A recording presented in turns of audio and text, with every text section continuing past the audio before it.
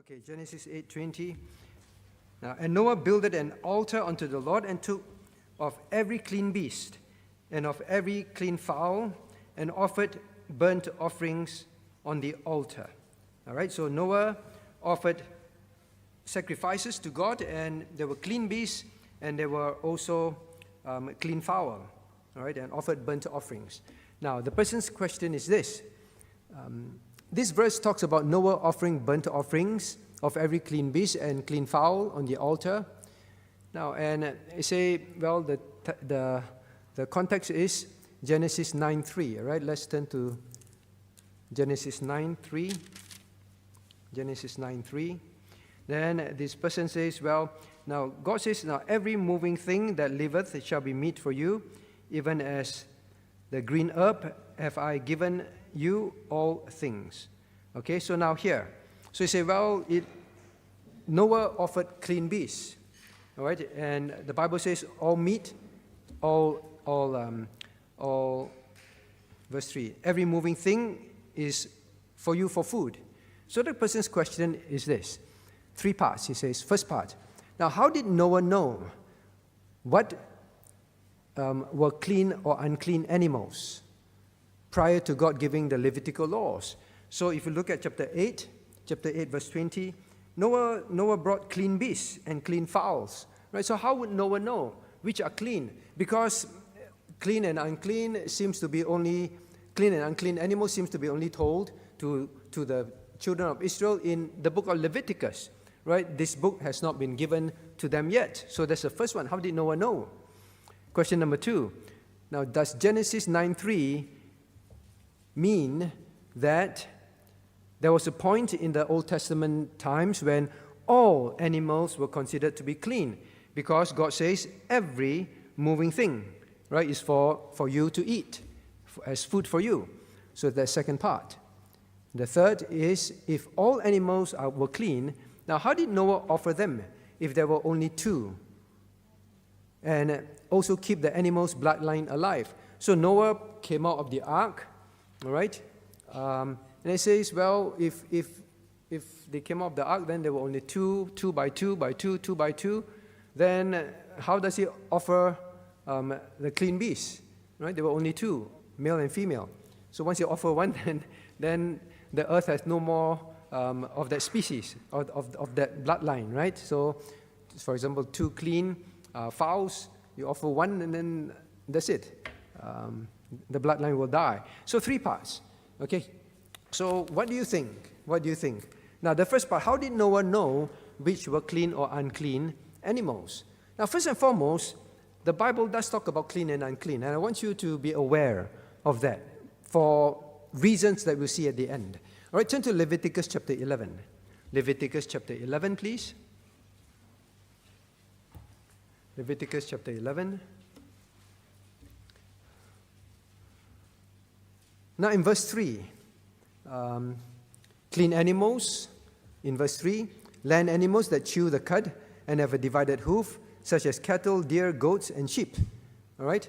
Then in verse 9, seafood with both fins and scales, and bluegill, grouper, and cod. All right? I'm just summarizing for you. And in verse 21, certain birds are clean, including chickens, doves, and ducks. All right? And verse 22, some insects even. All right? So God does mention clean animals clearly, and also unclean. All right? Unclean animals, look at chapter 11 of Leviticus 4-8. I'll just summarize for you. Land animals that either do not chew the cud or do not have split hoofs, such as pigs, dogs, cats, horses, donkeys, and rats. All right? So God has said these are considered unclean. Verses 10-12, certain seafood lacking in fins or scales, such as shellfish, lobsters, oysters, and catfish. So these are considered unclean. And then there are some birds, such as hawks, vultures. These are unclean in verses 13-20, then verse 23. Some other animals like the reptiles and amphibians. So God does clearly specify clean and unclean animals in scriptures. Now, how do you think then Noah would know? Because this is in Leviticus. How do you think Noah would know? Maybe I try Caleb. How do you think Noah knows? Because this is so far before Leviticus.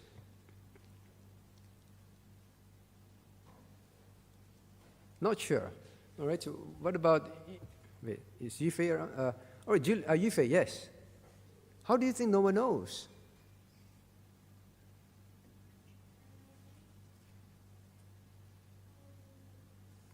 Maybe.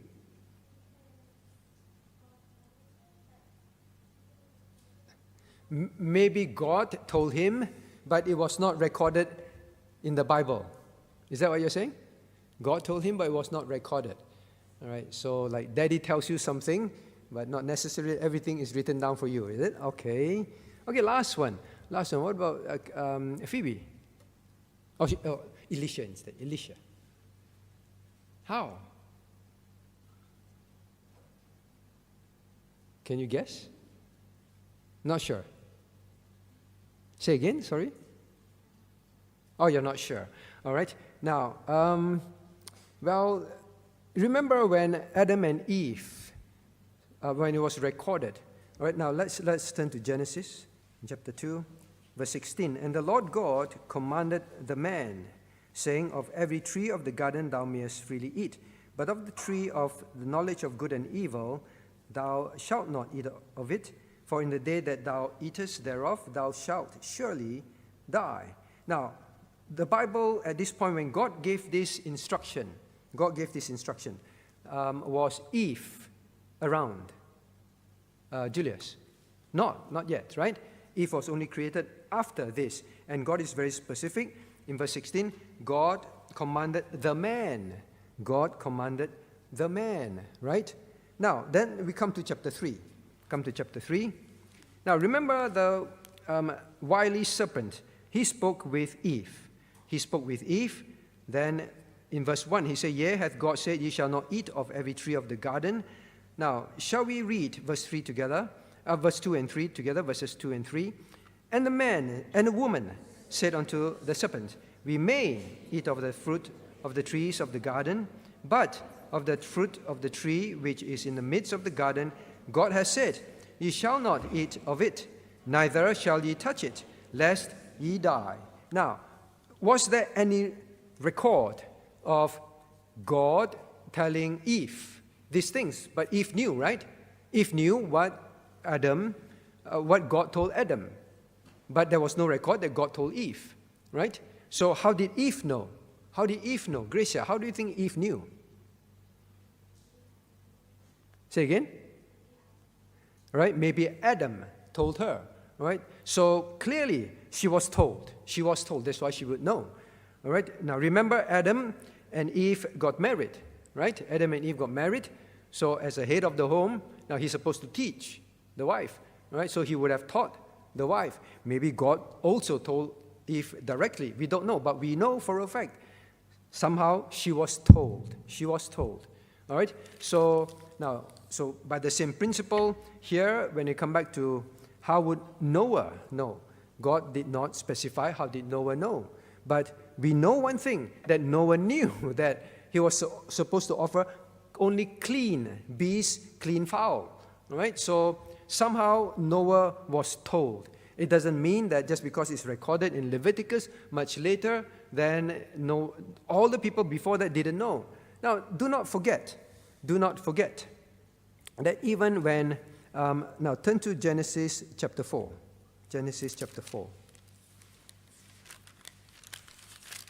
Now in Genesis chapter 4. Now can you think of another example now in Genesis chapter 4 that shows this kind of principle? Maybe CP. What's the... Mm-hmm.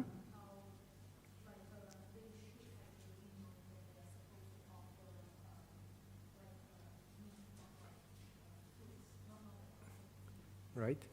Yep. So somehow, right? In the case of Cain and Abel, Abel knew what offerings to bring. All right? And God was pleased with it. Cain himself brought something that displeased God. And Cain was not happy that God was not happy with it. Cain just wanted to bring what he wanted to bring. How did they know? Again, probably the father and mother would have taught them, right? Was there any record saying that they sat them down, offer this, offer that, offer this, offer that kind of thing? No. So Abel knew what to offer. All right, so it was not recorded. So it's the same principle, most likely, that Noah was informed, all right, by someone, or by God himself directly. So he knew. All right, so that's the first part. How did Noah know? We do not know how Noah knew, but Noah would definitely have been told somehow. Now the second, so that is a principle that we accept in the Bible. Otherwise, we keep challenging, right? That they know, then they must have been told. Question number 2, second part, does Genesis 9:3 mean that there was a time in the Old Testament when all animals were considered to be clean? Now, what do you think? Right? Now, the person asked chapter 9, verse 3, every moving thing that liveth shall be meat for you. What do you think? Means at that time, they could eat anything. What do you think? Wei-Chen? No, not Wei-Chen. Wei-Chen too old. Julius. How do you know? How do you think at that time they could eat anything?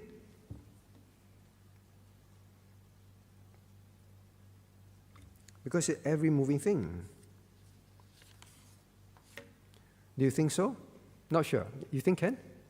They could eat everything. Okay. Wait, where are they? I'm running out of people to ask. Where is Matthew? Matthew, yes. All right, Matthew, what do you think, Matthew, that they could eat all kinds of animals? You think so? Matthew? Cannot see your head there. Yes or no? Yes or no? Maybe? Not sure. All right. Now, the fact that, look at chapter 8, verse 20, when God talks about bringing clean beasts and clean fowl. Now, most likely we can safely assume that likewise when it comes to eating, all right, they would likely also know that certain ones were clean, certain ones were unclean. So although God says every moving thing, now it may not necessarily mean that they will say that everything, right? They would know that every moving animal that God has defined as clean, they may eat. All right, so likelihood, there was also communication. What are the moving, living, clean creatures that they could eat? All right, that's why naturally you saw later on it was like that as well. All right, Leviticus was just to formalize, all right, make it clear and have it as a constitution clear for them. All right, but word of mouth, understanding was present. Okay, so I hope I answered the second question as well. Now the third part, if all animals were clean, how did Noah offer them if there were only 2? But I think we've established not all animals were clean, but we know that Noah brought them out, had to make offerings. Right? If 2 by 2, then how are we going to solve that problem? There's only one sheep left. Right? But we have sheep today, so it's not offered that. Now, what do you think? How did it result in this? Now maybe I ask the older one. So Cornelius, how? So this person has 2 by 2. Maybe what we're eating are not sheep. All sheep died, actually. This is not sheep. How? Anyone remembers? University. Gillian. Not Gillian. Janelle. How?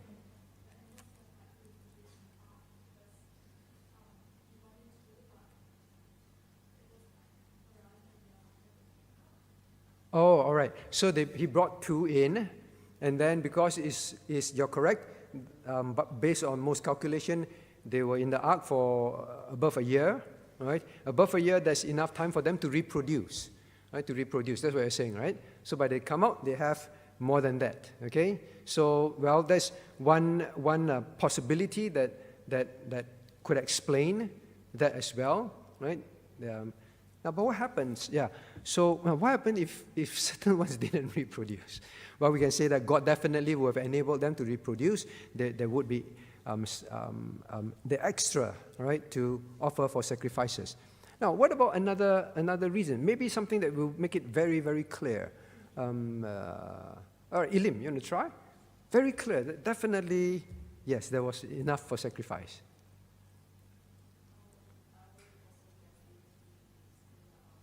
Oh, so you're thinking of reproduction as well. Justin? You look anxious to reply. Answer.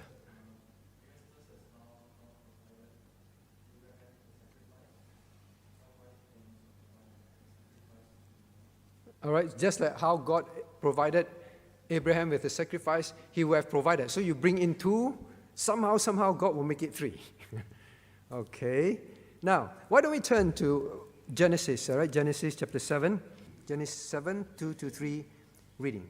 Of every clean beast thou shalt take to thee by 7s, the male and his female, and of beasts and that are not the beasts that are not clean by 2, the male and his female, of fowls also of the air by 7s, the male and female, to keep seed alive upon the face of the earth. All right? So here, God's instruction becomes very clear. All right? So maybe try now.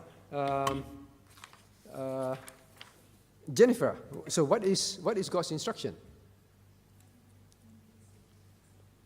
By 7s, all right? So 7. Okay, we know 7. So why does 7 solve the problem? There will be one left over.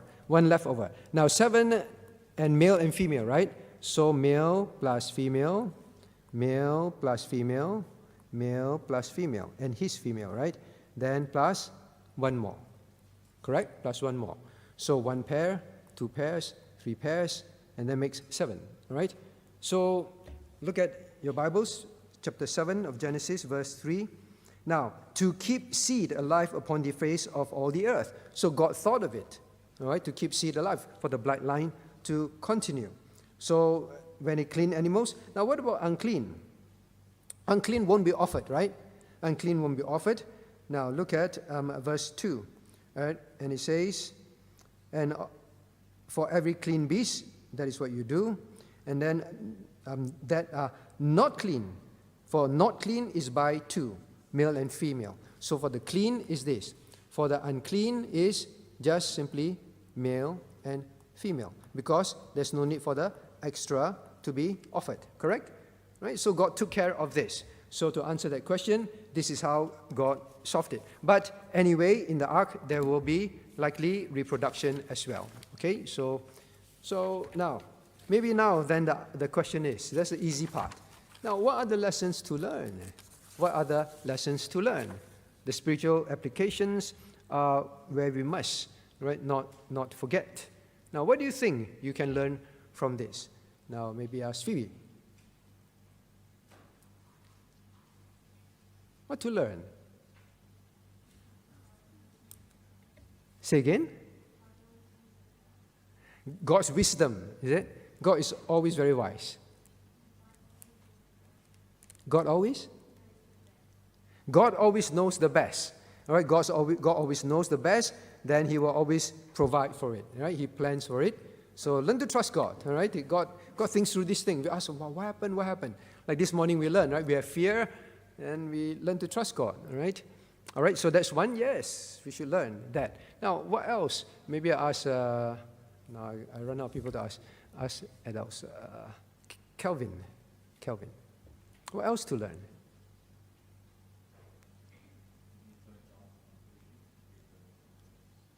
Don't jump to conclusions that God did not provide. So we learned this morning. Don't panic. Don't jump to conclusions. Okay. All right. Now, maybe ask parents, all right? Your children just ask you that. And they say, now you go to, they say, but Dad, what's the spiritual lesson? Right? So Dad, all right, maybe Howard. Just obey God, what God says. God says, bring 7, bring 7. Okay, Noah was supposed to offer, all right? Offer clean animals, offer clean animals. All right? Follow God's instructions, not like Cain. Right? That's a very good example. Now, what else? So we began to learn, and we say, I study this, I ask this question. What about JB? Where are you, JB? JB.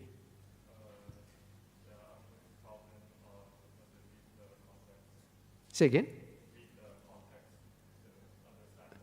Read the context to understand the whole story. All right? Yeah, now you read the context, you understood the whole story. There must be spiritual lessons. All right?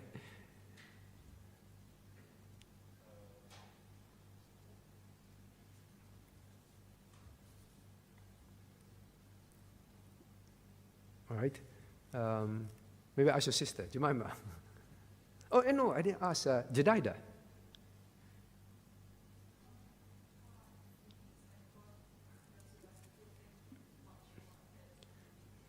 All right, God thinks ahead. God thinks much more than us. He's infinitely wiser. He provides.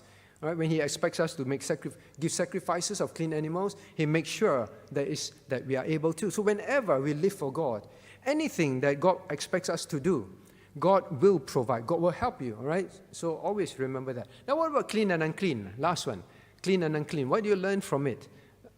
Which students? Students are very good. Isaac. What do you learn? You see, there's clean and unclean. No one talked about clean and unclean so far. What do you learn from clean and unclean? God says there will be clean and unclean animals. What were clean and unclean animals supposed to teach us?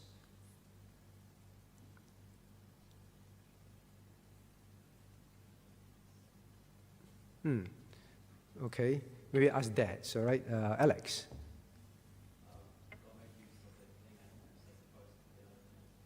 God what? God makes use of clean animals for sacrifice. What's the spiritual? What's the spiritual lesson?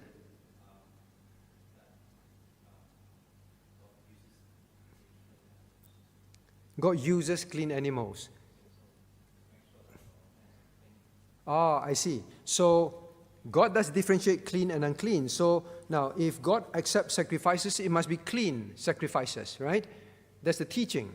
So whenever we offer sacrifices to God, whether it's serving God, whether it's things we bring before the Lord, now it must always be pure, right? Our service must be pure, our heart's intent, everything, clean hands and a pure heart. All right, so God does differentiate clean and unclean. We can't decide whatever we want to do. God says these are unclean, then these are unclean. God says don't do this, don't look at this way. Then we simply accept. Now, are these intrinsically unclean? God created them. God does not create unclean things. So the unclean animals are still God's creation. But God uses this principle to simply teach. When I say something is unclean, you take it as it is, right? It is about obedience to what God says, what God defines. It's up to God, all right? So God does separate. Now, this morning at BBK, I say we learn from the clean and unclean. This is about biblical separation. God does separate clean and unclean. God does have that concept. He taught His people that concept. There is a separation between clean and unclean, truth and darkness, all right? So some of these things. Now, but at the end of the day, make sure you are saved. Make sure you are saved. All right? Make sure your salvation is genuine. Because these offerings, these sacrifices, like Cain and Abel, all right? If it was for forgiveness of sins, for example, right? Have you truly come to God for forgiveness? Have you accepted Christ's sacrifice? Right? So some of these things. Okay, so now we move to the second question. Second question. Turn to Joshua chapter 8. Joshua chapter 8.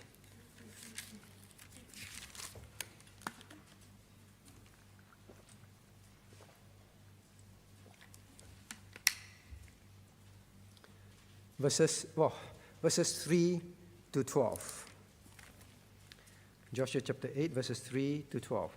Now I don't think there's a need to read the whole thing. Joshua chapter 8. Now, first, verse 3. Verse 3, now let's just read together. So, Joshua arose, and all the people of war to go up against Ai. And Joshua chose out of 30,000 men of mighty men of valor, and sent them away by night. So here, the person asked this. Well, Joshua chose 30,000 men. All right? Now, then we skip and go straight to verse 12. Verse 12. Now, let's read verse 12. I'm reading. And he took about 5,000 men and set them to lie in ambush between Bethel and Ai on the west side of the city. So now there is Ai the city, all right? Ai the city, and let's mention of 5,000 men. Joshua chose 5,000 on the west side of Ai, on the west side of Ai, okay? Now, so the person asked this question. It says that 30,000 men were sent to fight Ai, and also 5,000 men were set to lie in ambush between Bethel and Ai. So just want a clarification. If these 5,000 men mentioned in Joshua 8:12 was part of the original 30,000 men, or is it an additional 5,000 men to the original 30,000? All right. So is it like end up 35,000, or is it just he took 5,000 from here, and this became 25,000. Okay? All right, so this is the question. Now, what do you think? It's a bit, there's a need for us to go through the verses, all right, to follow. Now, look at verse 1. Verse 1. First and foremost, verse 1. And the Lord said unto Joshua, fear not, neither be thou dismayed. Take all the people of war with thee. Now, so look up here. First, God says, take all with you, all plus Joshua. All right? How many is all? Don't know. But just take all. All right? So Joshua was gather, take all. Now, then after that, all right? Now look at verse 3. So Joshua arose and all the people of war to go up against Ai. Then Joshua chose out 30,000 mighty men of valor and sent them away by night. So Joshua took 30,000. Now, so these 30,000 must have been from this all, correct? Right? Make sense? Right? From this all. Okay? Now, then, and he sent them away by night. All right?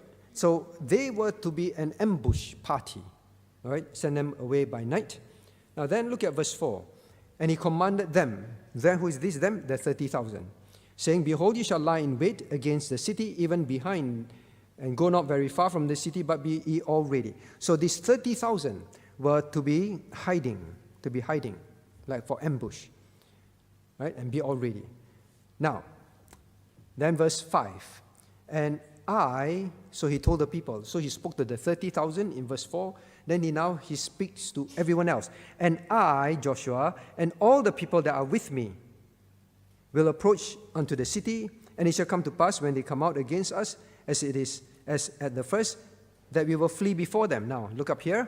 Now, so he says, he's told these 30,000 people. Now, Joshua says to the 30,000 people, speak to the 30,000 people.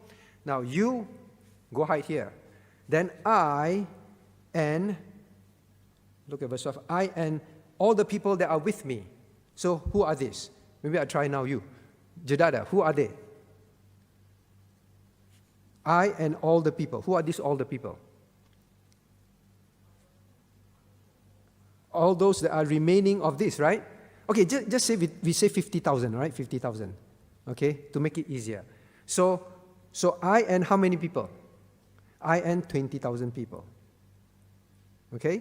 Because he already took out 50,000, 30,000 here. So I and all with me, all right, are going to do something. Okay?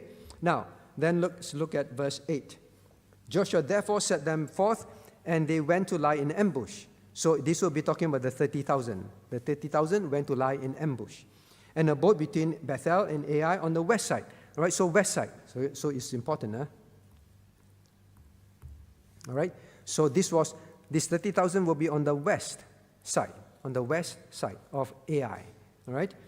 But Joshua lodged that night among the people. But tells you that Joshua was not with this 30,000, correct? So Joshua stayed with this group. Now then, verse 10. And Joshua rose up early in the morning and numbered the people and went up, he and the elders of Israel, and before the people of Ai. Now some other people were mentioned, the elders as well. So he numbered the people. So he numbered, assuming the number that he numbered came up to 20,000, and the elders are there. All right. Now, then look at verse 11. And all the people, even the people of war that were with him, who is him, Joshua, went up and drew nigh and came before the city and pitched in the north of Ai. Okay, so look up here. So what did Joshua do? Joshua took this Joshua plus 20,000, assuming it's 20,000. Now they went to the north of Ai. And then they drew nigh to Ai. Okay? Now here is the part. Then verse 12, the question. And he took, who is Joshua? He took about 5,000 men and set them to lie in ambush between Bethel and Ai on the west side of the city. Now he took 5,000 men. So this big question, these 5,000 men he took and set them to lie in ambush on the west side. So also the west side. So there was 30,000 and there's 5,000. So now the person's question is this. So did Joshua choose this 5,000 from this 30,000, or did he choose this 5,000 from this 20,000? Are you following, right? Have you fallen asleep? Okay. Now, what do you think? It's always the same people, right? So back to Caleb. What do you think? He chose this 5,000 from this 20,000, or he chose this 5,000 from this 30,000? You think he's from the 20,000? Okay. Why? I say again. He told the 30,000 to be ready here. He said, you 30,000 be ready there, all right? You stay there, okay? So your assumption that then he would not have took them, he would have took these people, these 5,000 from this group that was with him, okay? Oh, all right. All right, okay. Matthew and Grace here is disagreeing, all right? So Matthew, what's your view? Also from this 20,000. Why? You like Caleb. Why?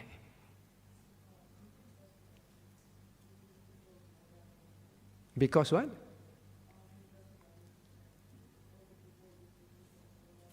Okay, because it just simply said, the next morning Joshua went to the north side with the people.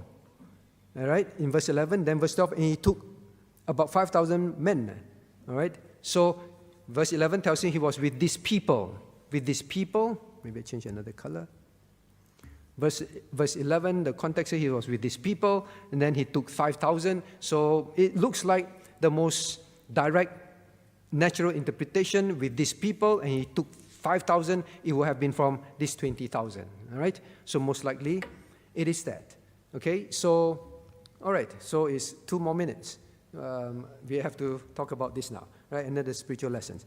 Now, so generally, I would also think that is from here. Just from a natural reading, he was with this group of people. He led them all the way here because north and west is some distance apart, north and west. So he took 5,000 and came down here. So he seems to be setting 2 ambush parties, all right? 2 ambush parties on the west side. So most likely it is from this 5,000. This one was, like Caleb also thought, this seems to be a very important group. Right? He needed a big group to stay there. And he set up another ambush group, a smaller one himself. Okay, so most likely is that. That is what we would see. Okay, so I think, can anyone say definitively is definitely from this group? You want to argue from this group, you have your reason. Well, then I don't think it is something we will argue about. Okay? So I hope that answers the question. Now is the interesting part. What's the spiritual lesson? Thomas? Smiling a lot. What's the spiritual lesson? I don't know. I don't know what's the spiritual lesson. Right? Who asked such a question? Well, the Bible always have a reason for giving us information, right? Now, Claude, what's the spiritual lesson to you that you would teach your child? Obedience. What do you mean by that?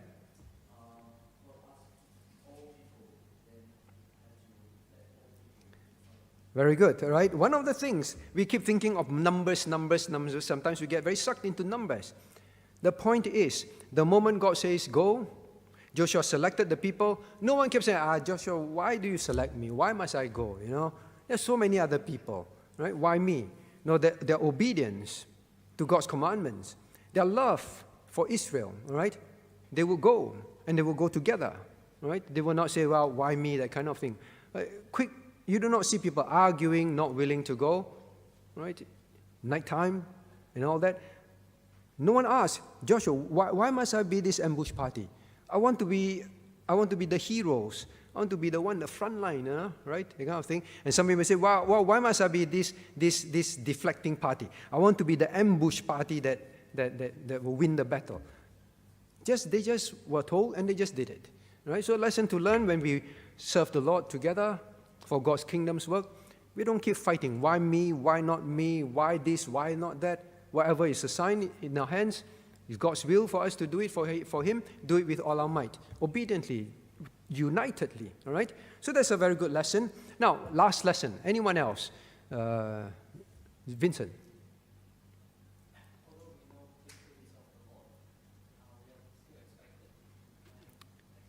Very good. Right. Now, victory is always from God in life, right? But doesn't mean that we have no human responsibility. Joshua had a battle plan, right? He thought of battle plans. So we can say, God is going to help. And then you don't study hard. You don't plan how you do your work. As parents, God will help our family. You don't plan. You don't think through things, all right? So there's a lesson. There's human responsibility. As we depend on God, we must always know there is a human responsibility, totally depending on God at the same time. Right? Some of these lessons we must learn. So not just about numbers and all that. We have to, whenever we read the Bible, say, what is a lesson for me as I do my quiet time? Okay? Now let us turn to God in prayer. What do we have here? Top 5 reasons why church dropouts, what church dropouts say, why they stop attending church. Now please remember 66% of, well, I take the American view, they are the most readily available results. They stop attending church at least a year after turning 18. So from